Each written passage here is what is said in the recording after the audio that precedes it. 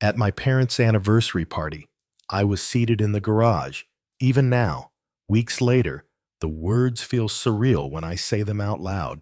I, Addison Rae, 32 years old, a senior product designer in one of San Francisco's top tech firms, found myself banished to the cold, echoing garage of a lavish villa that my parents had rented to celebrate 45 years of their perfect marriage. I had spent 6 hours driving down the California coast to be there. I had spent nearly $500 on a handcrafted Italian glass centerpiece, one that symbolized unity and endurance. And yet, when I arrived, smiling and hopeful, I was shown to a folding chair beside stacks of wine crates and cleaning supplies. And it was not supposed to be like this. I had convinced myself that this time, things would be different. For years, I had kept my distance from the tight web of family politics, from the constant comparisons, the veiled comments, the unspoken hierarchies. But when the invitation arrived, carefully written in my mother's signature cursive, something inside me softened. Maybe this was an olive branch. Maybe they were finally ready to accept me, not just as the black sheep who had left for the big city, but as their daughter. I was wrong. Growing up as the middle child in the Ray family taught me early that visibility was a luxury. My older sister, Madison, was the family star. From kindergarten onward, she was effortlessly beautiful, charming, and talented, valedictorian, homecoming queen, and now the wife of a well-known local attorney. Madison and Josh lived only 15 minutes from my parents' home and provided them with two picture-perfect grandchildren. Every family gathering revolved around Madison's world. My mother adored her. My father doted on her. And I learned to smile politely from the sidelines. Then there was my younger brother, Dylan, the only son, the golden boy. Despite, or perhaps because of his chronic string of failures, Dylan was the free spirit, the rebel who flitted from job to job, relationship to relationship, with little consequence. Each time he crashed, my parents swooped in to cushion his fall. When he dropped out of college, Dad bought him a car to help him get back on track. When he racked up thousands in credit card debt, Mom quietly paid it off. Through it all, Dylan remained the charming rogue who could do no wrong.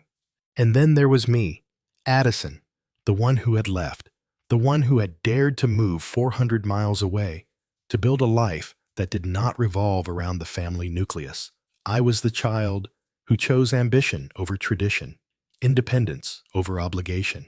My career in tech, my modern San Francisco apartment, my child-free lifestyle, none of it fit into the Ray family's script. My successes were acknowledged with thin smiles, my choices met with subtle disapproval.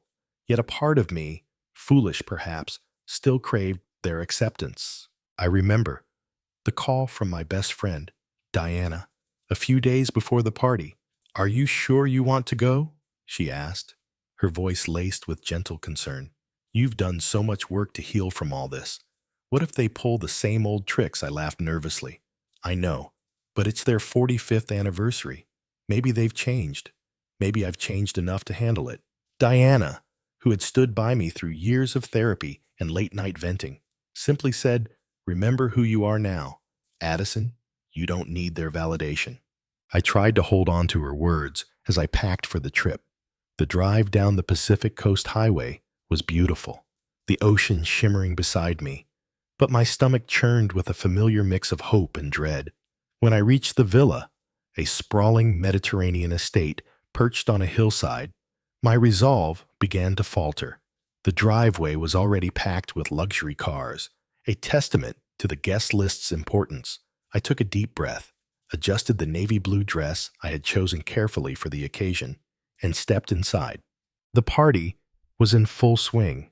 The main ballroom glittered with chandeliers and floral arrangements. Waiters in crisp uniforms circulated with champagne flutes. I spotted Madison and Josh holding court near the grand piano, my mother glowing beside them. Dylan lounged by the bar, already the center of a laughing crowd. My father, ever the jovial host, moved from group to group, backslapping old friends and telling exaggerated stories. I approached my mother, gift bag in hand. She air-kissed my cheek, her perfume sharp and familiar. "Addison, you made it," she said, eyes already darting toward a group of arriving guests. "We had to make some last-minute changes to the seating. You'll be in the side room." Before I could respond, she gestured to a server. "Please show my daughter to her place." Confused, but trying to stay composed, I followed the young man through a narrow hallway, past the kitchen, and finally into the garage. It took a moment for my eyes to adjust. The space had been hastily converted with folding tables and mismatched chairs. The concrete floor was half covered with an old rug. Cases of wine and catering supplies lined the walls. The air smelled faintly of bleach and motor oil. I stood frozen, gift still in hand, as the server pointed to a seat beside a towering stack of napkins. "Here you are, Miss Rae." In that moment, something inside me snapped. Years of subtle slights, of being treated as lesser, of swallowing disappointment, they all converged into a cold, clear realization. This was not an accident. This was a message. I was still the outsider, still the one they would rather tuck away out of sight. And for the first time in my life, I wasn't going to accept it. I reached for my phone, my fingers trembling only slightly. Diana's number was at the top of my favorites. I typed a quick message. "You won't believe this. They've put me in the garage." Her reply came instantly. "Leave. You don't need this." I stared at the screen, the words blurring slightly. Then I took a deep breath, smoothed my dress, and made a decision. I would not leave. Not yet. This time, I would be seen. I sat there in the garage, surrounded by the faint scent of bleach and motor oil, my carefully chosen Italian glass centerpiece resting awkwardly on the table beside me. The harsh overhead light buzzed faintly, casting sharp shadows across the mismatched chairs. From beyond the kitchen doors, the sounds of clinking glasses, laughter, and soft classical music drifted in, a mocking reminder of where I was not allowed to be. I forced myself to breathe steadily, to keep my composure. The toxic family drama unfolding around me had crossed a line I could no longer ignore. This was not some innocent oversight. This was a deliberate choice. For a few minutes, I debated texting Diana again. But what could she say that would make this any less humiliating? I had driven 6 hours, bought a gift that cost more than I wanted to admit, and spent the week convincing myself that my family revenge story could still be rewritten into something softer. Now here I was, seated beside cleaning supplies, while my perfect sister and golden brother basked in the adoration of a room full of family and friends. A few others trickled into the garage room, all looking equally confused. A retired colleague of my father, a distant cousin whose name I struggled to remember, an awkward young man introduced as an intern from my father's company. Each arrival only confirmed what I already knew. This was the overflow space, the afterthought section, and I, the only immediate family member here, was clearly not meant to be part of the main event. I tried to focus on the absurdity of it all, to laugh it off in some dark corner of my mind, but every glance toward the kitchen doors brought a fresh wave of bitterness. I thought of all the times I had accepted less, the birthdays forgotten, the professional milestones dismissed. When I had been promoted to senior product designer last year, my mother's response had been a distracted, "That's nice, dear. Have you heard Madison's youngest got into gifted kindergarten?" I had smiled politely then, swallowed the disappointment, told myself it did not matter, but it did. It always had. From my seat in the garage, I could see flashes of the main room through the swinging kitchen door. Massirons. Madison stood radiant in a tailored emerald dress, her 2 children flanking her like cherubic accessories. My mother hovered nearby, beaming at every compliment. Dylan leaned casually at the bar, regaling a group with stories I could only guess at. My father laughed heartily at the head table, glass of scotch in hand, and in the middle of it all, a man who should not have been there, my cousin Tyler, whose years of gambling debts and a well-documented theft incident had made him persona non grata. Yet there he was, seated comfortably near my father, champagne in hand, grinning as if the past had been neatly erased us. The hypocrisy was staggering. Tyler, who had once stolen thousands from my parents and caused no end of stress, was now welcomed with open arms. Meanwhile, I, who had committed no crime beyond seeking independence, was exiled to the garage. It was a betrayal story, unfolding in real time, one that cut deeper than I expected. I thought back to my last phone conversation with my mother. She had been polite, even warm. When inviting me, there had been no hint of this planned exclusion, no warning that I was not truly welcome. I wondered now if that had been intentional, if she had baited me into coming just to make a point. It was the kind of emotional family drama that leaves scars long after the moment has passed. And the door swung open again, and I braced myself for another awkward addition. Instead, it was a young server carrying a tray of half-eaten appetizers. He looked embarrassed as he set the tray on our table. "I'm sorry," he murmured. "Most of the good stuff went to the main room already." I forced a tight smile. "Of course it did," I said quietly.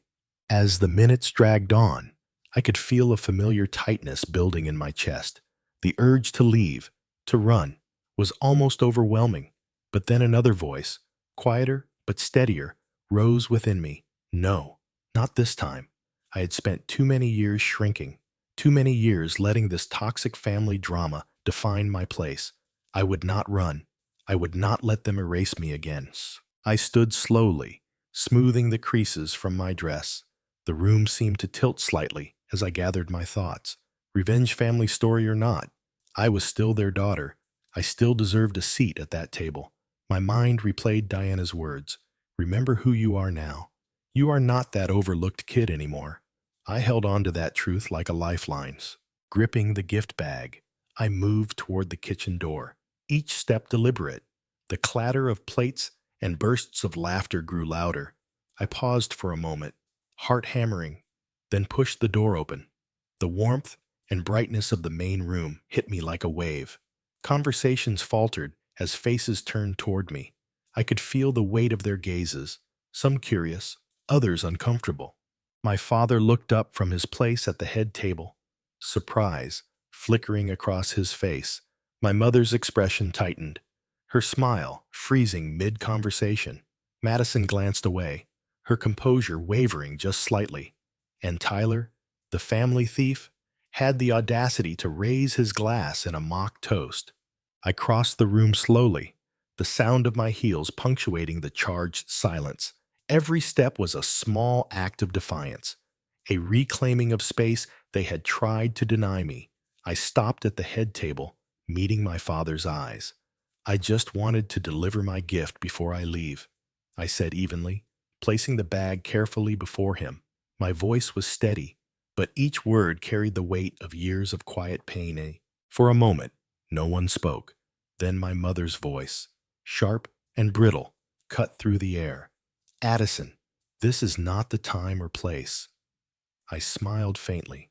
"On the contrary, Mother, it is exactly the time and exactly the place." I glanced deliberately at the empty chairs I had counted earlier. I see there was room after all. Gasps rippled through the room. My father looked stricken, genuinely confused. "Addison, what do you mean? Weren't you seated with us?" I met his gaze, letting the truth land. "No, Dad, I was seated in the garage, with the storage boxes and leftover wine, while your daughter, who drove 6 hours to be here, was deemed less worthy of a seat in this room." The murmur of voices swelled. Tyler shifted uncomfortably. Madison looked down at her hands. My mother's eyes flashed with something I could not quite name. Shame, perhaps, or simply anger at losing control of the narrative. I took a deep breath, feeling a strange calm settle over me. For the first time in years, I was not shrinking. I was not apologizing for taking up space. I turned to the room, letting my gaze sweep across the faces. "Enjoy your celebration," I said quietly. "For those of us in the garage, The service is surprisingly good, despite the ambiance. With that, I turned and walked away, each step a quiet victory. Behind me, voices rose in a swirl of confusion and whispered questions. I did not look back. I had made my point, and for the first time in a long time, I felt seen. I walked away from the head table with my head high, each step measured, deliberate. The murmur of shocked voices followed me like a tide. I did not allow myself to turn back. Not yet. I needed air, space to breathe. The garage door loomed ahead, a stark symbol of everything I had just exposed. I pushed through it, heart pounding but strangely calm. The betrayal story I had tried so hard to avoid had unfolded anyway, right before everyone's eyes. And for once, I had not played my old role of the silent daughter. I had spoken my truth. I stood near the edge of the parking lot, the cool night air cutting through the heat rising in my cheeks. My phone buzzed in my clutch. It was Diana. One simple message. You are a badass. I smiled. A thin, weary smile. In this toxic family drama, that single act of defiance had taken years of healing and resolve, but it was not over yet. The restaurant door swung open behind me. I heard hurried footsteps, a voice calling my name. Addison. Wait, it was my father. I turned slowly, watching him cross the lot toward me, his usually easy smile replaced by an expression of genuine distress. He stopped a few feet away, catching his breath. Addison, what was that about? Why didn't you tell me you were seated out there? I studied him for a long moment. His confusion seemed real. Maybe he truly had not known. Maybe. I folded my arms. Dad, where did you think I was? He ran a hand through his thinning hair. Your mother said you had arrived late and were helping with something in the back. I thought you'd join us soon. That wasn't true.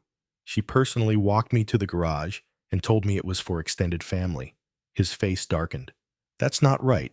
I would never have agreed to that.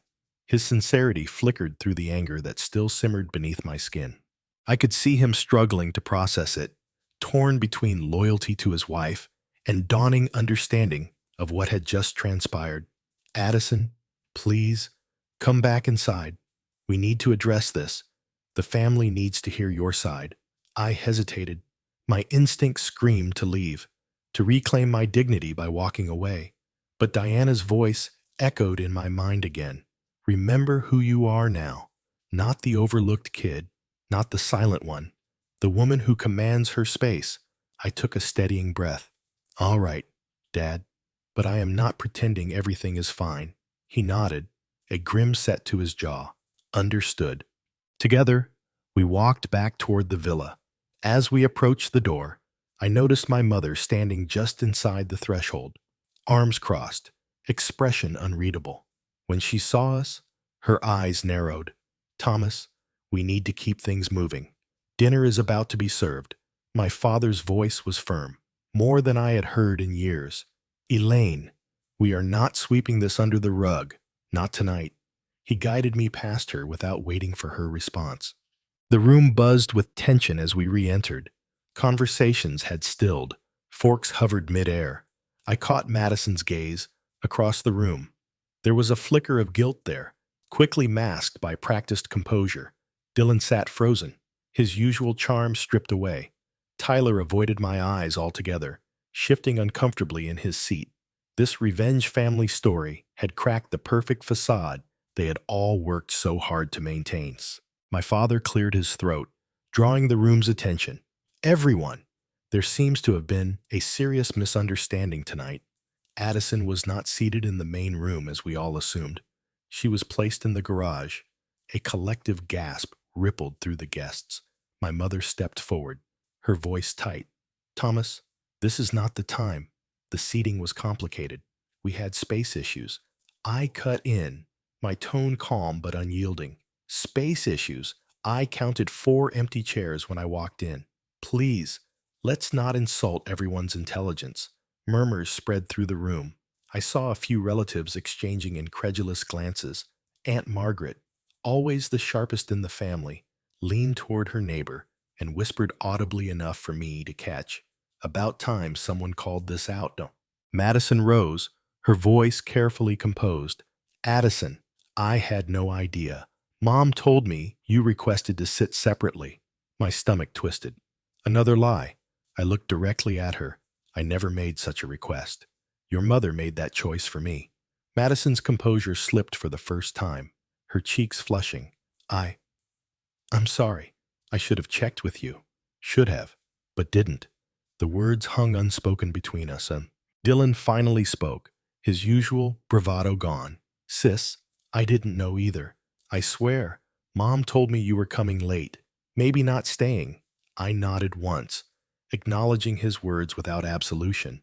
The truth was unspooling fast now, a toxic family drama unraveling in front of an audience that could no longer look away. My mother's mask cracked further. Her voice rose, brittle. This is all being blown out of proportion. We had to make difficult choices that always seemed to come at my expense. I said quietly, this has been happening for years. Birthdays forgotten, achievements dismissed. Tonight just made it visible to everyone. My father stepped in again, voice steady. Elaine, you owe our daughter an apology, and not just for tonight. You owe her for years of this. My mother's face flushed deep red. I could see the battle behind her eyes, pride warring with reality. Finally, through gritted teeth, she said, perhaps I could have handled things differently. I am sorry. It was not the apology I deserved, but it was more than I had expected. I met her gaze without flinching. Thank you. I accept that. But things will change from here. I will no longer accept being treated as less so. The room remained silent, the weight of the moment settling over everyone. Then, Aunt Margaret spoke again, her voice clear. Addison, good for you. This was long overdue. Several others nodded. Even some of my cousins looked genuinely moved. The emotional family drama had shifted. I was no longer the outsider. I was the one who had stood up, who had forced the truth into the open. As my father gestured for a chair to be added to the head table, a subtle shift occurred. Eyes that had once looked through me now met mine with something resembling respect. Even Tyler, squirming in his seat, managed a hesitant nod. I had disrupted the old narrative. I had claimed my space, and though the path ahead remained uncertain, one thing was clear. I would never again be seated in the garage. I sat down at the newly placed chair at the head table, between my father and Dylan, my heart still steady, but my mind racing. The room had shifted. I could feel it in every glance, every whispered conversation.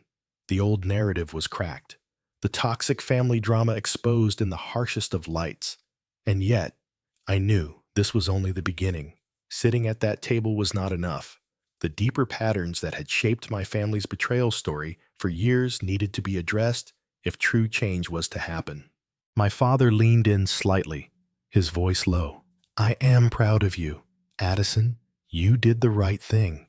The words caught me off guard. I had waited so long to hear something like that, a simple acknowledgement of my worth. I nodded once, unable to trust my voice just yet. Across the table, Madison fidgeted with her napkin, her usually perfect composure visibly shaken. Josh avoided eye contact altogether. It seemed even their carefully curated image could not shield them from the uncomfortable truth now laid bare. As the servers resumed their duties, bringing out the main course with forced smiles, I noticed several guests glancing toward me with a mixture of sympathy and curiosity. Aunt Margaret gave me a subtle nod of approval. Others whispered behind their hands, no doubt replaying the scene they had just witnessed. I felt a strange calm settle over me. This was no longer a matter of petty revenge. This was about reclaiming my place in the family, about refusing to be the quiet casualty of a betrayal story that had spanned decades. Dylan broke the silence first, his tone unusually sincere. Sis, I really didn't know. If I had, I would have said something. I studied him for a moment. Dylan had always been the charming one, the family's favored son, despite his many missteps. But tonight, there was genuine regret in his eyes. I believe you, Dylan. But this isn't just about tonight. It's about a pattern that's gone unchecked for years. His shoulders slumped slightly. You're right. We've all let it happen. Maybe it was easier not to see it. Easier, yes, but no longer acceptable. My gaze shifted to Madison, who still sat stiffly, her lips pressed into a thin line. Finally, she spoke, her voice quiet. Addison, I am sorry. I should have reached out. I should have questioned Mom's story. I wanted to believe there was a good reason, but deep down, I think I knew there wasn't. Her words, though late, carried a weight I had not expected. The emotional family drama that had defined our relationship was unraveling in ways I had never dared to hope. Before I could respond, Tyler approached the table, an awkward expression on his face. He cleared his throat, addressing me directly. Look, Addison, I know I'm probably the last person you want to hear from, but I want to say this. What happened tonight was wrong. You deserve better. And for what it's worth, I've been trying to make amends for my past mistakes. The irony was not lost on me. The family member who had once caused so much damage was now one of the few openly acknowledging the injustice I had faced. I inclined my head slightly. Thank you, Tyler. That means more than you might think. As dessert was served, the atmosphere remained tense, but charged with a new undercurrent of honesty. My mother maintained her poised facade, though the tightness in her jaw betrayed her inner turmoil. My father remained steadfast at my side, offering silent support. For the first time, I felt a strange sense of empowerment. The revenge family story that had once played out in whispers and subtle slights was now being rewritten in real time, with me at the center. When the cake was brought out and the photographer began arranging the family for photos, my father stood and addressed the room. All of our children should be in these pictures. He took my hand firmly, guiding me to stand beside him. The gesture was simple, yet profound. For once, I was not the forgotten middle child relegated to the background. I was visible, present, acknowledged. As the flashbulbs popped, I caught my mother's eye. There was a flicker of something there. Not warmth, not yet, but perhaps the first crack in her carefully constructed wall. I held her gaze, unwavering. This was not about punishment. It was about presence, about refusing to be erased. And in that moment, I felt a quiet victory take root, and after the photos, guests began to mingle again. Several approached me discreetly. You were so brave tonight, one aunt whispered. It needed to be said. A family friend clasped my hand. You reminded us all that respect must be earned and maintained. Each comment reinforced the shift that was taking place. The emotional family drama that had defined my place in this circle was no longer a secret. It had been dragged into the light, and the family had no choice but to confront it. As the evening wound down, my father pulled me aside once more. Will you come to the house tomorrow before you head back? I think we need to talk. I considered it carefully. Part of me wanted to say no, to retreat to the safety of my independent life. But another part, the part that had fought so hard tonight, knew this was an opportunity, an opening for real change. All right, Dad, but I am not pretending everything is fixed. I would never expect you to, he said. But maybe it's time we all start seeing each other more clearly. Driving back to my hotel that night, I replayed the evening's events.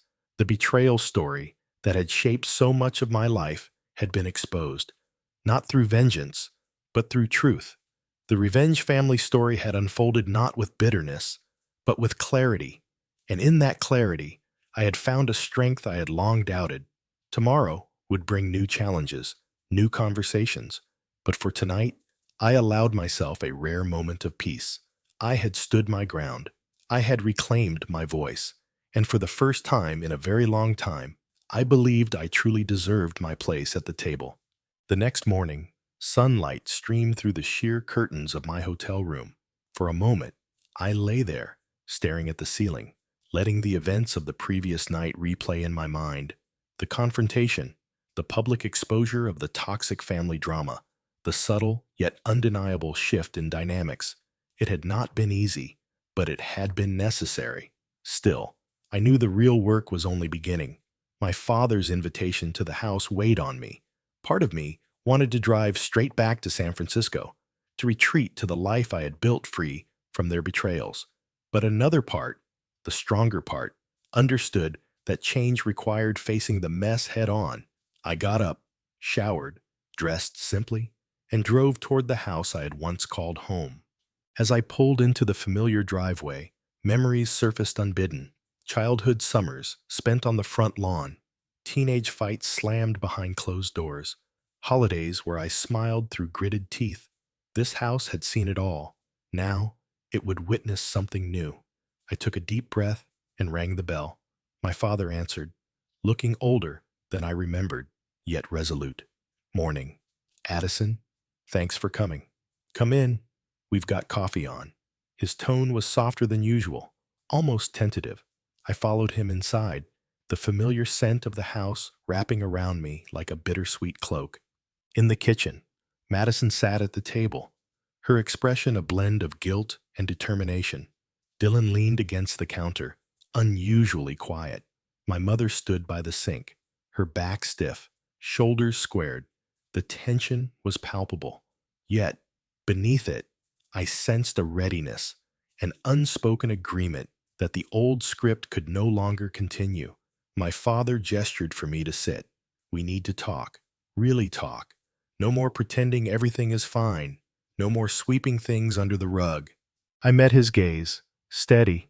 I'm here. Let's do this. He nodded, then looked at my mother.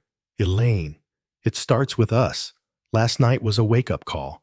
Our daughter deserves better. You know that. My mother turned slowly, her eyes guarded but no longer cold. Her voice, when she spoke, was quieter than I had expected. I never meant for it to come to this. I thought I was protecting the family's image. I thought. She faltered, the words catching. I waited, giving her the space to continue. You thought seating your daughter in a garage was protection, for I asked, voice calm but firm. You thought excluding me would preserve some illusion of harmony. That's not protection, Mother. That's betrayal. The words hung heavy in the air. Madison looked down, guilt evident on her face. Dylan rubbed the back of his neck, clearly uncomfortable. My father broke the silence. Elaine, we've both made mistakes. I was so focused on providing for the family that I missed what was happening under my own roof. And I let it go on, far too long. That's on me. His admission was unexpected, genuine. It cracked something inside me, a tightness I had carried for years. I appreciate that, Dad, but it can't just be words. Things need to change, starting now. My mother's voice, when it came, was raw, stripped of pretense. I resented you for leaving, for building a life that didn't revolve around us. It reminded me of my own failures, of the dreams I gave up. And instead of being proud of you, I punished you. Her confession hit harder than I anticipated. It was the first time she had ever acknowledged the deeper currents beneath our toxic family drama. I took a moment before responding. I never left to hurt you. I left to survive, to find space where I could be myself. But I wanted you in my life. I still do. If you can meet me there. Silence again? Then Madison spoke, her voice trembling slightly. I've benefited from the way things were. I know that. I should have spoken up. I should have questioned more. I'm sorry. Addison. Truly, Dylan followed, less eloquent but no less sincere. Me too. I was blind to it. I just went along with whatever was easier. That stops now. I looked at each of them in turn. This isn't about blame anymore. It's about what we do going forward. I'm willing to try, but I won't tolerate being treated as less again. If I see it happening, I'll call it out. And if things don't change, I will walk away. For good. The message was clear. My father nodded. Understood. We'll hold each other accountable. My mother's eyes shimmered with unspoken emotion. For the first time, her voice cracked. I want to try. I don't want to lose you. I believe you. I said softly, but trust has to be rebuilt over time, through actions, not just words. A weight lifted from the room, subtle but undeniable. The Revenge family story had not ended in an explosion of bitterness. It was shifting into something else, a new chapter, one where my voice mattered. And as the conversation wound down, my father placed a hand over mine. "Thank you for coming back today. It means more than you know." I nodded. "Thank you for making space for this conversation." It's a start. As I left the house later that morning, the sun felt warmer, the air lighter. I had faced the heart of the betrayal story head on and emerged not only intact, but stronger. The toxic family drama was far from resolved. Old patterns die hard, but the first cracks had been made, and through them, light was finally beginning to seep in. Driving back towards San Francisco, I allowed myself a rare smile. I had stood in my truth. I had refused to be diminished, and I had shown that change, however difficult, was possible. The road ahead would not be easy, but it was mine to choose. I gripped the wheel a little tighter, the words from last night echoing in my mind. "You deserve a seat at the table, not in the garage." And sometimes you have to claim it yourself. The weeks that followed my return to San Francisco were a strange blend of relief and quiet tension. I had expected a flood of emotions after confronting my family, perhaps even regret. But instead, what lingered was a profound sense of clarity. I had stood my ground in that toxic family drama. I had exposed the betrayal story that had defined so much of my life, and I had done it without malice, without falling into the trap of bitterness. Now, I was curious to see whether their words from that tense morning conversation would translate into real change. At first, the signs were subtle. My father began calling once a week, sometimes more, asking about my work, my friends, my life beyond the family circle. These were not the perfunctory check-ins of the past. He seemed genuinely interested, asking thoughtful questions, listening without immediately pivoting to Madison's latest accomplishments or Dylan's newest drama. It was a start. Madison reached out next, sending a tentative text. "Would you be open to a call sometime?" No pressure. I stared at the message for a while before responding. Old habits urged caution. But if I wanted things to change, I had to meet them halfway. I replied simply, "Yes, let me know when." The call, when it happened, was awkward at first. Madison stumbled through apologies, her usual polished tone cracking under the weight of real vulnerability. I let her speak, not rushing to absolve or condemn. When she finally asked if we could try to build a more honest relationship moving forward, I said yes, not because I fully trusted her yet, but because I was ready to release the resentment that had kept us both trapped in old roles. Even Dylan surprised me. One evening, out of the blue, he called just to talk. No agenda, no favors to ask, just a brother trying, clumsily but earnestly, to reconnect. "Sis, I've been thinking a lot about what you said, about how easy it was to not see what was happening. I don't want to be that guy anymore." His words were simple, but they resonated. For the first time, I felt like my family was beginning to view me not as an afterthought, but as a person worthy of respect and consideration. Of course, the real test would be the next family gathering. A month later, my father's birthday provided that opportunity. He insisted on hosting a small dinner at their home, inviting only immediate family. I debated whether to attend. The old wounds had not fully healed, but in the end, I decided to go, not to test them, but to test myself. Could I walk into that space again without losing the hard-won sense of self I had reclaimed? When I arrived, the first thing I noticed was the dining room table. It had been meticulously set, place cards included. Tentatively, I looked for mine. There it was, at my father's right hand, a seat of honor, plain and unmistakable. As I took my place, my mother entered carrying a tray of appetizers. Her gaze met mine briefly. No words were exchanged, but she offered a small, stiff nod.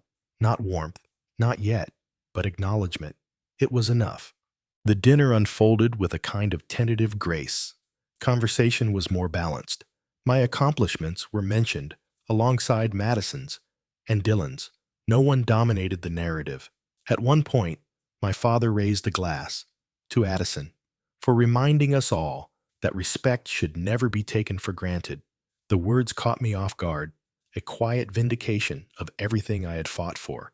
Around the table, I saw genuine recognition in their faces. This was no longer just my revenge family story. It was becoming a shared reckoning with our toxic family drama. After dinner, as we lingered over coffee, Madison pulled me aside. "I've started therapy," she confessed. Our talk. It made me realize how much I've ignored, not just with you, but with myself. I was surprised, moved even. "That's good, Madison, for you, for all of us. I wasn't trying to tear things apart. I just couldn't pretend anymore." She nodded, eyes glistening. "I know, and I'm grateful you didn't let us keep going the way we were." As I left that night, Dylan clapped me on the shoulder. "Proud of you, sis. About time someone shook this family up." His grin was genuine, free of the defensiveness that had once clouded our interactions. I smiled back, a small, hard-won victory. Driving home, I reflected on how much had shifted in just a few weeks. The betrayal story that had defined so many of my interactions with my family was being rewritten, not erased. The scars would remain, but they would no longer dictate the terms of my relationships. Most importantly, I had proven something to myself, that standing up, even when it meant risking comfort and connection, was worth it. That claiming my seat at the table was not an act of rebellion, but of rightful belonging. And that change, however slow, was possible when we refused to accept less than we deserve. And this was not the end of my revenge family story. Healing was a process, not a destination. But for the first time, the path ahead felt open, filled with possibility rather than resignation. I gripped the steering wheel a little tighter, a quiet smile playing at my lips. The toxic family drama no longer owned me. I had reclaimed my place, not through anger, but through courage and clarity. And that, I realized, was the true story of revenge. 3 months passed, enough time for old wounds to scab over, but not enough to forget. Since my father's birthday dinner, a subtle yet unmistakable shift had settled over my family. The toxic family drama no longer simmered in the background unnoticed. Now, it hovered in the open, forcing everyone to choose how they would engage. And for the first time in my life, I was not the one dancing around others' expectations. I had become the one setting the tone. It started with the group text. Madison created it out of the blue, naming it Family Circle. My phone buzzed with her message, trying something new. "Thought we could all share updates here." I stared at it for a beat, amused. The Madison of 6 months ago would have never acknowledged me in front of the entire family, let alone initiated contact. Now, there she was, opening the door. I replied simply, "Sounds good. Looking forward to seeing what everyone's up to." The first test came during Thanksgiving. My parents insisted on hosting, as usual, but this year, things were different. I received a personal call from my father 2 weeks prior. "Addison, I hope you'll come. Your place is already set." I had learned by now not to trust words alone, but the tone in his voice held none of the old presumption. It was an invitation, not an obligation. I accepted, curious to see how far this apparent transformation would go. When I arrived, the first thing I noticed was the seating chart displayed neatly in the dining room. There was my name, front and center between my father and Dylan. No garage, no corner of invisibility, just a seat where I belonged. The visual alone sent a clear message. The revenge family story that had once left me marginalized was now being publicly rewritten. As we gathered for dinner, I observed carefully. Madison made an effort to include me in conversations, asking about my latest projects. Dylan joked and teased, but with an undercurrent of genuine warmth. Even my mother, though still stiff in her manner, made a point of acknowledging my recent promotion. The shift was subtle, but deliberate. No one dared repeat the mistakes of the past. The real moment of vindication came after dinner. Guests lingered in the living room, wine glasses in hand. Conversation turned to family traditions, childhood memories. At one point, my father spoke up. I think we've all learned a lot this year about what it means to be a family, about listening, about respect. His gaze flicked toward me, not a grand gesture, but unmistakable, and about making sure everyone has a place at the table. A few relatives nodded. Madison squeezed my hand briefly under the table. The moment was not about revenge, but about recognition. A victory, not through bitterness, but through truth. Over the next few months, the pattern continued. My father called regularly, sometimes just to chat. Madison texted often, sharing snippets of her life and asking about mine. Dylan even invited me to one of his gigs, introducing me proudly as his sister. The betrayal story that had once isolated me was losing its grip, replaced by a more honest, if still imperfect, dynamic. Yet, not all change came easily. My mother remained the most resistant. At family events, her interactions with me were polite but guarded. One afternoon, during a casual brunch, she pulled me aside. I know things are different now. I'm trying. But it's hard to change old habits. Her words were hesitant, but I heard the truth beneath them. I looked her in the eye. I appreciate that you're trying. Just know I'll hold you to it. No more old patterns. She nodded, a flicker of something like respect passing between us. One particularly satisfying moment came during a charity gala my father's company hosted. The family was invited as honored guests. In years past, I would have been seated at a peripheral table, if acknowledged at all. This time, my father ensured I was seated at the main table, introduced proudly to his colleagues. My mother, ever the consummate hostess, included me in conversations, careful not to repeat old mistakes. Watching from that seat, I felt a surge of quiet triumph. The family revenge I had enacted had not been through spite or manipulation. It had been through standing in my truth, refusing to be diminished. What struck me most was how others in the extended family responded. A cousin I barely knew approached me at the gala. I just wanted to say, it was really powerful, what you did. I think a lot of us needed to see that. Another aunt whispered later, you've changed the tone of this family, Addison, for the better. The emotional family drama that had once left me feeling powerless was now a catalyst for growth, not just for me, but for those around me. Even Tyler, the cousin who had been a source of much of my past hurt, surprised me.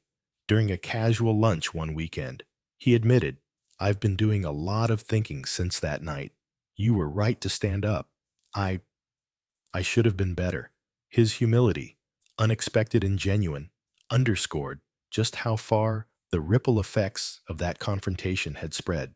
Driving home that day, I reflected on how different my life had become. The betrayal story that had shaped so much of my family experience no longer defined me. I had not only claimed my seat at the table, but had reshaped the table itself. The toxic family drama, once an unspoken undercurrent, was now acknowledged, addressed, and, in many ways, dismantled. But the greatest victory was internal. No longer measured my worth by their approval. I no longer feared their rejection. I had reclaimed my voice, my dignity, my place, and in doing so, I had inspired others to confront their own roles in the family dynamic. True story revenge, I realized, was not about retaliation. It was about transformation. And in that transformation, I had found not only justice, but freedom. By the time spring arrived, the changes in my family had settled into a new kind of rhythm. But it was what happened outside of those family circles that brought the most surprising shift. The revenge family story that had once felt so personal had quietly become something larger, resonating beyond the walls of my parents' home. It began when one of my creative projects gained unexpected attention. A campaign I had led for a national brand won a prestigious industry award. My team was thrilled. My phone buzzed nonstop with congratulatory messages from colleagues and friends. Then came the call from my father. I just saw the announcement. Addison, that is incredible. We are so proud of you. His voice held genuine pride, unfiltered by the old habits of comparison or dismissal. For a moment, I was caught off guard. Thank you, Dad. That means a lot. And it did. The following week, the local newspaper requested an interview. I hesitated at first. Sharing my story publicly felt risky. But then I remembered everything I had fought for. Why not own my narrative fully? The interview covered my career journey, but also touched on resilience, navigating challenges, and standing up for oneself. When the piece was published, the response was overwhelming. Former classmates, mentors, even distant relatives reached out. Many shared their own experiences with toxic family dynamics, thanking me for speaking openly. At the next family gathering, a small dinner my parents hosted for close relatives, the shift was palpable. Guests approached me with congratulations, referencing the article. Addison, that was such an inspiring read. You've really made a name for yourself. Even my notoriously critical Aunt Evelyn commented, it takes courage to speak your truth. You've done well. Across the room, I caught my mother watching. Her expression was unreadable, but beneath the practiced smile, I sensed something new. Not resentment, not resistance, something closer to reluctant admiration. During dinner, my father raised a toast to Addison, not just for her professional success, but for her strength and integrity. You've taught us all a lot this year. Around the table, glasses clinked. I met Madison's gaze. She smiled, no trace of the old competitiveness. Dylan gave me a thumbs up, grinning. Even my mother, after a pause, joined the toast. It was a quiet but undeniable acknowledgement. Later that evening, as I helped clear the dishes, my mother approached. Alone in the kitchen, she spoke softly. I read the article. You've become quite the role model. I turned to face her fully. Thank you. I meant every word. She nodded slowly. I know. And while it's not easy for me to admit, I respect you for it. The moment hung in the air, fragile but real. Another brick removed from the wall that had long stood between us. As word of my recognition spread, invitations followed, speaking engagements, mentorship opportunities, collaborations with other industry leaders. Each success reinforced my position, not just professionally, but within the family dynamic. The betrayal story that had once isolated me now served as a testament to resilience. The emotional family drama that had shaped me became a narrative of empowerment, shared to inspire others navigating their own family revenge journeys. One particularly ha-hey moment came during a charity gala attended by many of my parents' peers. As I entered the room, several guests greeted me warmly. Your daughter is quite impressive. Thomas, you must be proud. My father beamed. We are very proud. Watching from across the room, my mother's expression softened. For the first time, it seemed, she was not merely tolerating my presence, but taking pride in it. At one point, Madison pulled me aside. You know, I used to think I had to be perfect to earn respect in this family. But watching you, you've shown me that being authentic is more powerful. I smiled. Perfection is exhausting. Being real is sustainable. Dylan chimed in later. You've become the glue, sis. You've held us accountable, and we needed it. Driving home that night, I reflected on how far we had all come. The toxic family drama had not vanished, but it no longer controlled me. The revenge family story I had once feared living out had transformed into a true story. Revenge rooted in dignity and growth. I had reclaimed my voice, my worth, and my place. And in doing so, I had inspired change not only within my family, but beyond it. Perhaps the most powerful lesson was this. Revenge is not about causing pain. It is about reclaiming power, about refusing to be defined by the narratives others impose. It is about standing in your truth so firmly that even those who once doubted you cannot help but respect you. And that, I realized, was the most satisfying form of justice. So, sometimes, life has a way of offering moments that feel scripted, too perfect in their timing to be coincidence.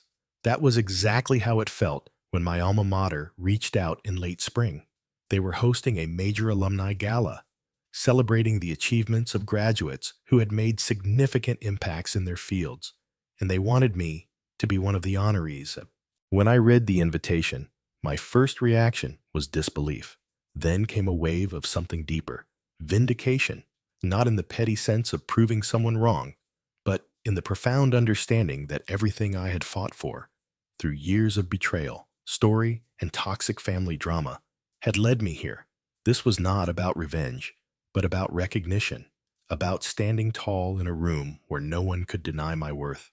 The gala would be held in our hometown, in the grand ballroom of the city's premier hotel. My father beamed when I told him, "We'll be there." Front row. Madison chimed in quickly. "Count me in too." Dylan promised to bring his girlfriend. Even my mother, after a pause, said quietly, "We'll come. Of course we'll come." The irony was not lost on me. A year ago, they had relegated me to a literal garage. Now, they would watch as a room full of strangers honored my journey. True story revenge, unfolding not through anger, but through undeniable achievements. The night of the gala arrived, crisp and clear. As I stepped into the ballroom, wearing a sleek black gown and a quiet smile, I felt the weight of every past slight fall away. This was my moment, earned through resilience, through refusing to be silenced or sidelined. The room buzzed with energy. Guests mingled, glasses clinked, laughter echoed. My family sat near the front, watching me with a mix of pride and something else. Awareness, perhaps, of how far the narrative had shifted. When the ceremony began, I listened as other honorees shared their stories. Then it was my turn. The host spoke warmly. "Our next honoree is a leader in the creative industry, known not only for her professional success, but for her advocacy on authenticity and resilience. Please welcome Addison Rae." Applause filled the room. I walked to the stage, heart steady, voice clear. As I spoke, I shared my journey, not in detail, but with honesty. I saw, I, I talked about overcoming doubt, navigating toxic dynamics, and finding the courage to stand in my truth. I spoke of the power of perseverance, of claiming your place even when others try to deny it. The room was silent, attentive. When I finished, the applause was thunderous. Later, as the evening unfolded, guests approached me with congratulations. "Your story moved me so much. You're an inspiration." Several mentioned their own experiences with betrayal story, with family revenge journeys that mirrored mine in quiet ways. Each conversation reinforced what I had come to understand. Sharing our truths empowers others to do the same. Across the room, I noticed my family watching. My father looked openly proud. Madison wiped a tear discreetly. Dylan gave me a thumbs up, but it was my mother's expression that caught me. No longer guarded, no longer stiff, just quiet, unspoken acknowledgement. Later, she approached. "You've built a remarkable life, Addison." I didn't see it before. I see it now. The words, though simple, carried the weight of years. I met her gaze. "Thank you. That's all I ever wanted, to be seen and respected." As the night drew to a close, my father hugged me tightly. "You've changed us all. You know, for the better," Madison added softly. "You've given me permission to be more real, with myself and with others." Dylan chimed in. "I'll say it loud and clear. You're the strongest one here. We're lucky to have you." Driving home, I reflected on how far we had come. The revenge family story that had once consumed me was no longer a burden. It was a testament, a reminder that standing in your truth can shift even the most entrenched dynamics. The toxic family drama had not vanished, but it no longer defined me. I had rewritten the narrative, not through force, but through authenticity and courage. Most importantly, I had shown others, inside and outside my family, that transformation is possible, that being true to yourself is the most powerful form of justice, that emotional family drama can be transcended, not by fighting fire with fire, but by becoming a light too bright to ignore. As I pulled into my driveway that night, the words echoed in my mind. Sometimes the best revenge is living so fully, so unapologetically, that those who once tried to diminish you are left with nothing but admiration. And in that truth, I found the sweetest form of freedom. Months after the gala, life settled into a quieter rhythm, but the reverberations of that night continued to shape my world in unexpected ways. The revenge family story that had once consumed so much of my emotional energy was no longer a story of conflict. It had become a narrative of transformation, both for myself and for my family. At first, I wondered if the changes would last. It is easy to speak words in the glow of public recognition, harder to live them out in the quiet moments that follow. But slowly, consistently, my family showed me they were choosing a different path. The next family gathering was not a holiday or a celebration, but a simple Sunday brunch, the kind of casual get-together that once would have left me bracing for old patterns to resurface. Instead, I walked into a home where subtle but profound changes had taken root. My father greeted me with the same warmth he now gave to all his children, not out of duty, but out of genuine affection. Madison told Madison chatted easily, no longer vying for attention or validation. Dylan joked as always, but with an undercurrent of respect that had been hard-earned. And my mother, once the architect of so much of the toxic family drama, now met my gaze without defensiveness. Her words that day were simple, but they stayed with me. We are better because of you. I see that now. As we sat around the table, laughter flowing more freely than I could ever remember, I realized that this was not about winning or proving anyone wrong. The true story, revenge I had lived, was not about triumph over others, but about reclaiming my own power and forcing the truth into the light. In doing so, I had given my family a choice, and to their credit, they had chosen to grow. Outside the family, my life had expanded in ways I could not have imagined. Speaking engagements, mentorship roles, collaborations with people who resonated with my message of authenticity and resilience. Each opportunity reinforced a simple truth. Sharing your story, especially the hard parts, is a gift to others navigating their own betrayal stories, their own revenge family story arcs. One particularly meaningful moment came when a young woman approached me after a conference talk. Your, your story gave me the courage to confront my own family's toxicity. I'm finally setting boundaries I should have drawn years ago. Her words reminded me why this journey mattered beyond my own healing. The ripple effect was real and powerful. Back home, my relationships with my family continued to evolve. Not perfect, change never is, but grounded in a new honesty. One evening, sitting on the porch with my father, he said quietly, "You taught us all something, Addison. You taught us that love without respect is empty, and that respect must be earned and re-earned." I nodded, the truth of it settling deep within me. Madison, now more open in her own life, confided during a walk, "I used to envy you, your independence, your courage, but now I see it differently. You, you showed me what's possible when we stop trying to fit into someone else's mold." Dylan, too, had changed. At a family barbecue, he pulled me aside. "I've been telling my friends about you, about how you stood up when no one else would. You're the reason our family is different now." Even my mother, whose journey of growth was perhaps the hardest, found ways to express what had once been unspoken. A handwritten note left for me after one visit read simply, "I'm sorry it took me so long to see you. I'm proud of the woman you are. No grand gestures, just honest words. and in that simplicity, profound healing. As the seasons turned, I reflected often on how far we had come. The toxic family drama that had once defined us had not disappeared, but it had lost its hold. The betrayal story that had shaped so much of my past was now a chapter, not the entire book.